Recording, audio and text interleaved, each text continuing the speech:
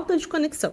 E essa falta de conexão, ela é do indivíduo com relação a 3 camadas: a empresa, a equipe ou as pessoas que são imediatas a ela e a própria atividade desempenhada. Com relação à empresa, é basicamente o seguinte. Lembrando que a minha experiência ela é um pouco mais voltada para empresas ou startups, né, com menos de 100 funcionários. Isso faz diferença, tá? Então vamos lá. O propósito final da empresa, muitas vezes eu percebo que as pessoas se desmotivam porque aquilo não tem uma contribuição que tange os valores do profissional. Esse daqui é o primeiro item, né? O segundo é com relação à cultura. Então, culturalmente, a empresa pode ser que seja rígida, pode ser que não permita flexibilidade de horários, trabalho remoto. Isso também acaba desmotivando o profissional. E, por fim, lembrando da minha experiência, né, que são empresas com menos de 100 funcionários, a gente tem também ambientes sem visão estratégica. Então, essa falta de estratégia da empresa, de ter uma estrutura de trabalho coesa, que esse profissional ele realmente possa caminhar, possa fazer boas entregas, essa falta de estrutura mesmo da empresa, façam que os profissionais eles se desmotivem ou percam a conexão, né, com relação à empresa. Isso é decisivo? Normalmente não. Se o profissional não tiver uma grande conexão com a empresa, sinceramente eu não acho que seja uma grande coisa, contanto que as demais conexões estejam feitas. Quanto mais conexão esse profissional tem com a empresa, nessas 3 frentes, né, menos ele está propenso para sair da empresa. Vamos lá, vamos para a segunda camada, então, que é a camada da equipe. Então, como que a equipe pode ser que o profissional perca a conexão com a própria equipe? Isso daqui pode ser levado por muitos fatores.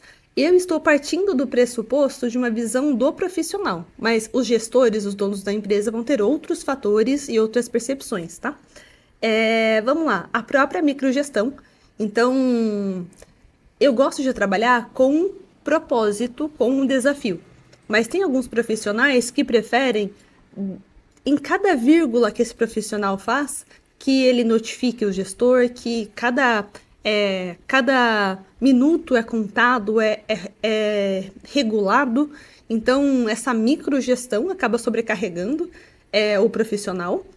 Ambientes estressantes, isso daqui é importante a gente ressaltar, que o ambiente estressante aqui não é um ambiente estressante simplesmente porque a pessoa está trabalhando com um produto que tem uma natureza estressante, mas sim pela má gestão que torna o processo realmente estressante. O profissional, ele não tem necessariamente uma bagagem para saber lidar com essa má gestão.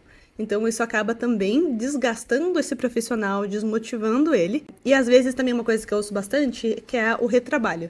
Então, Mica, o retrabalho me pesa. E uma outra coisa que é bem triste também, as coisas são muito imprevisíveis, não porque elas são imprevisíveis, mas, de novo, pela falta de gestão. Então, tem uma entrega para amanhã, mas não foi comunicada, então no último minuto do segundo tempo é que isso chega a demanda e o profissional tem que se desdobrar para cumprir com uma demanda, sendo que se tivesse uma comunicação, uma gestão mais estruturada, isso não aconteceria. Vamos lá, a gente passou por pessoas motivadas. Isso daqui é uma outra coisa também. Muitas pessoas, elas têm um interesse de entender genuinamente como que a tarefa, ela contribui para algo maior. Então, eu vou mexer nessa engrenagem, isso vai ajudar nesse produto e o nosso grande objetivo aqui é ter mais leads, é a gente vender mais. Qual que é a chavinha que a gente está virando, né? E isso é muito importante para o profissional, porque quando ele tem essa percepção de como a equipe dele está avançando, está entregando, isso também ajuda muito ele até mesmo no portfólio dele, em autoconhecimento. E a equipe vai começar a criar uma identidade. Então, quanto mais isso fica claro para esse profissional, mais eles criam uma identidade e mais eles conseguem entregar aquilo que de fato precisa ser entregue. Bom, então a primeira que a gente passou a empresa, segundo é a própria relação, né, a falta de conexão do profissional com a equipe. E agora a terceira parte da falta de conexão é do profissional com as atividades que ele mesmo desempenha. O que acontece, né? Cada indivíduo ele vai ter um objetivo, cada indivíduo ele tem interesses, tem desejos, e dentro de um grupo é que ele vai ter que... A gente faz uma abstração disso, porque o importante é que a gente faça a entrega necessária para a empresa, tudo certo. Só que o que acontece? Há determinados momentos onde o profissional ele quer mexer, por exemplo, eu quero trabalhar com machine learning, inteligência artificial, eu quero ser um cientista de dados. Mas o trabalho que existe, ele é mais de engenheiro de dados, ou vice-versa. Então, isso, a gente não alinhar os desejos de desenvolvimento, essas aspirações com as atividades do dia a dia, acaba gerando um desgaste e a pessoa ela começa a perder conexão com as próprias atividades que ela desempenha. Então, esse é um outro fator que eu percebo que ele é muito presente, até porque, principalmente, de novo, né, voltamos, startups com menos de 100 pessoas, a gente tem uma rapidez muito grande, tudo é muito mutável. Então, dependendo, pode ser que a gente contrate com um objetivo, eis que a empresa acaba mudando um pouco o seu escopo, acaba mudando, e o profissional que foi contratado lá no começo não necessariamente se identifica com as atividades que ele faz no futuro. O que é normal, o que acontece mesmo, e aqui também entra no momento de rotatividade.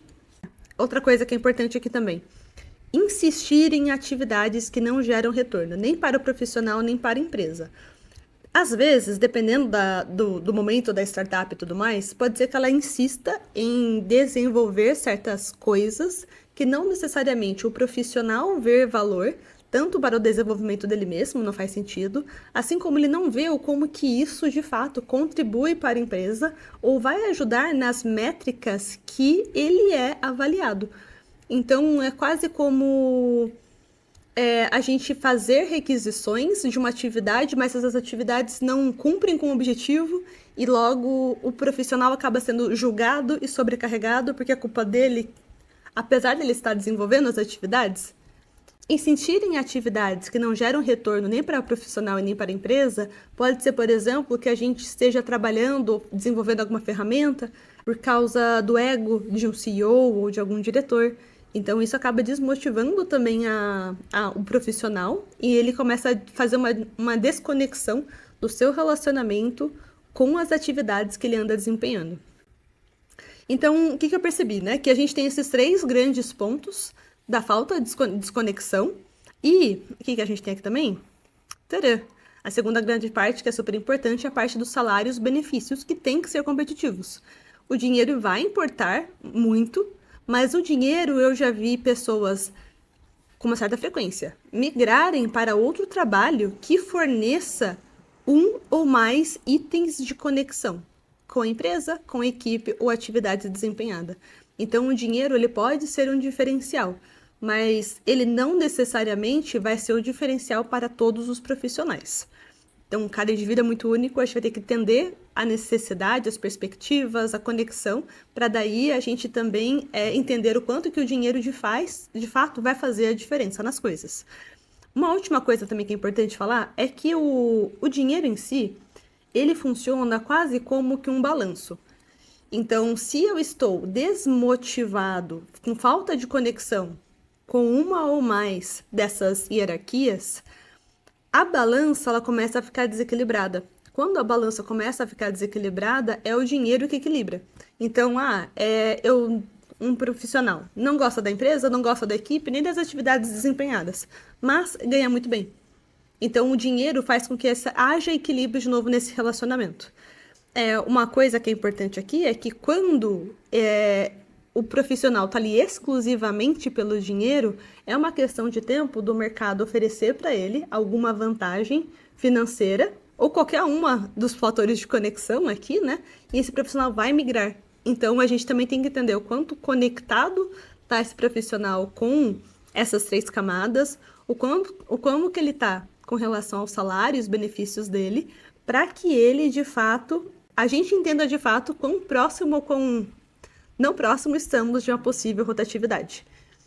Basicamente é isso que eu percebi. Se você percebeu coisas diferentes, por favor, escreve aqui. Já traz também algumas soluções.